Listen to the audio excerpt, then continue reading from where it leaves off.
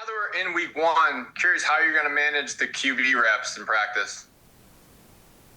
We'll have a walkthrough here today and focus on today, and then as the week goes on, the backup quarterbacks will get a lot of reps on the look teams, and then we'll decide what we want to do on some of the periods.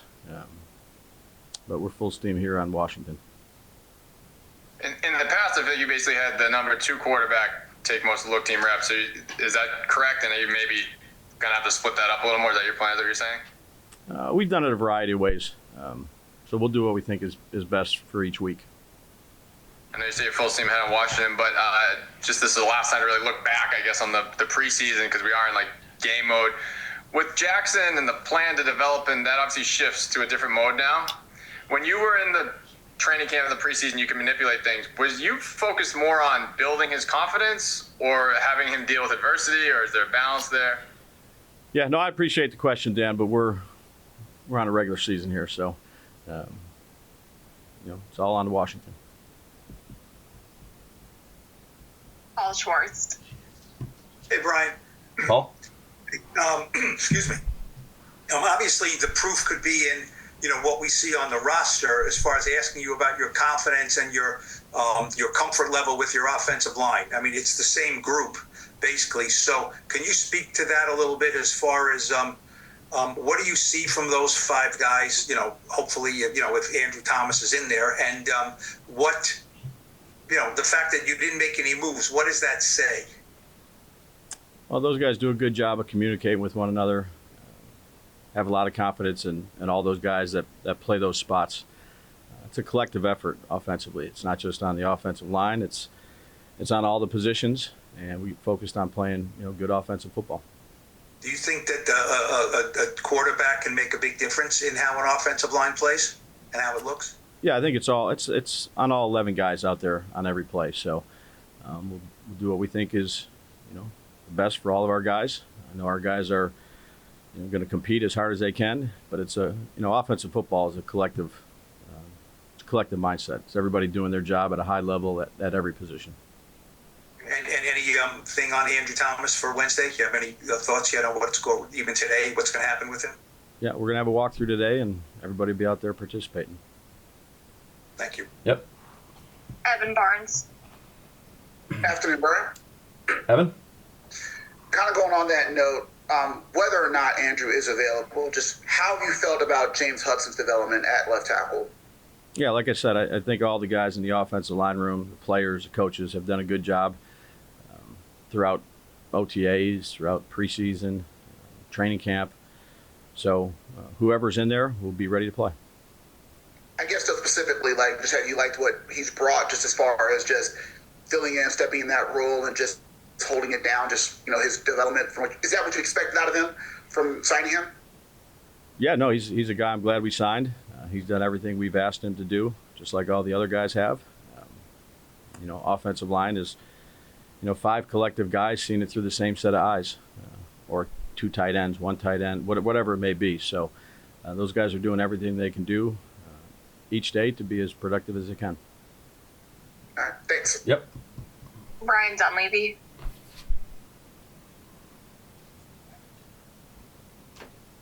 Hey, Brian, how are you? Ryan? Since you are on to Washington week, have you decided who the number 2 quarterback on game day will be? Yeah, any roster decisions based on who's going to be the backup or who this player's going to we'll have that out there on Sunday. So does that go for maybe starting positions? Have you decided who won your right guard and cornerback 2 position battles? Yeah, we have a good idea of how we're going to play, Ryan, with the players we're going to play with. You don't want to share who's the starter? Yeah, that'll all come out on Sunday. Okay. And then as far as Washington, they obviously a team that was in the NFC Championship game last year. I'm sure you guys, I know you're going to take it one game at a time. I'm sure you guys aren't naive to the fact they were in the NFC Championship game last year. Does that help in terms of getting their attention, the idea that, hey, maybe this is a chance for us to, start hot, make a statement, whatever, measuring stick kind of game? Yeah, I mean, our focus is on solely on this week on Washington and their players and their schemes, and that's unique about the first game of the season. You don't know. You can study all the tape you want to study from the previous year, schematically. The players, that helps quite a bit, strengths and weaknesses, but you don't know how they're going to play or what they're going to do different. They've had a whole off season to prepare and study and look at the things that they think they can do well. So that's the first game of the season every year, is being able to adjust and do the things you need to in game. But no question, it's a good football team. They're well coached. They improved their scoring offense by 9 points, a little bit over 9 points a game from the season prior to that season, which is the biggest increase since 2020 of offensive teams. 6 come from back wins, coming from behind. Excellent special teams unit with 3 special teams aces in Reeves, Ballore, and Owens. And then a defense that is very opportunistic, that plays fast, and the way I know Coach Quinn likes to coach. So there's a reason why they were in that game. And again, our focus is on this year and doing the things we need to do to be as good as we can be. And the last one for me is, what do you expect from Jaden Daniels? You were around, obviously, Josh, when he went from rookie to second year. We know you were fond of Jaden Daniels as a rookie. What do you expect from him here as he starts his second year? Well, I just go off of the tape that I've watched. He's a dynamic football player. He's accurate. He's good under pressure. He's good in situations. He can bring his team from behind. He gives his players opportunities to make plays in the passing game, and he's unique in the running game, the way they utilize him. He's a tremendous football player. So I expect to see a tremendous football player. Thank you. Yep. Rock. Brian, I know you guys have only been together for a little bit now, but I'm talking about today. Is there a change at all to how Russ comes into the building in a game week that you've noticed? No, Russ is consistent as they come. So his preparation in an OTA and preseason and a training camp practice is at elite level. And I know he's been doing a lot of film work. And I know that he'll show a lot of the young guys, particularly in the quarterback room, but meeting with the skill guys, the offensive line, what it looks like from his point of view, which is, I'd say, very good at preparation. He knows the league. He's done it for a long time, but it's good to have a guy like that in the room. We'll take 2 more. Greg Johnson. Hey, Brian. I know you said you're Greg. on it this week, but I'm just curious, when you reflect back on the preseason and this summer, I mean, what ultimately were the factors that went into you playing your starters more this preseason? And just, what's your confidence level you guys can get off to a better start here with that adjusted approach? Yeah, Greg, appreciate the question. Again, we're focused on this week, not much what's happened over the last month or last couple weeks. We got a good challenge ahead of us, a big challenge ahead of us.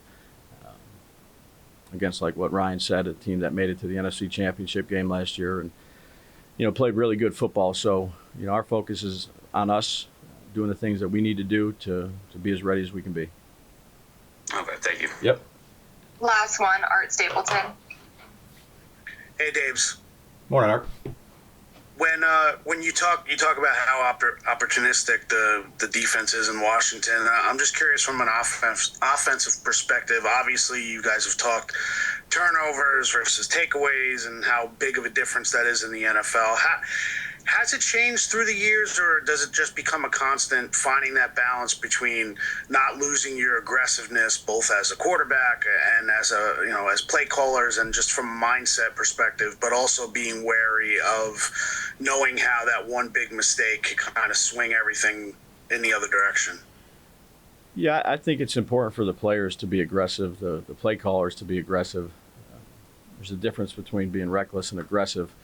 And you really study how they create the turnovers. What are the situations that you're in that are, prevalent in terms of taking the ball away? How they run to the football. They play with tremendous speed and aggressiveness, and do a great job of gang tackling and get the ball out. It's more of how they generate the turnovers, Art, and the situations that you're in as an offense that gives them advantages to get the ball out. So it's not, I never want the quarterbacks to go in and think, well, I can't do this or I can't do this. I want them to be aggressive and make proper decisions. And you have confidence when you're out here at practice, and they do that. And they've shown to do that, throughout OTAs, throughout training camp. That's really where our focus is, how have they created the turnovers that they've created? Was it, a huge score differential? Did you play a lot of third and long or second and long situations because they got you in, some situations that are good for the defense, bad for the offense? Who are the players that do a good job of getting to the ball and taking the ball away when the running back has it? Our finish level that we need to have to make sure that we're chasing the ball and getting those extra blocks for the guys that have the ball. How can the line protect inside out? The timing and the rhythm in the passing game. All those things that play into playing good offensive football. You're always going to have, some of those situations come up, and you have to do a good job of coaching off of it. And then players have to do a good job of going out there and executing when we're in those situations.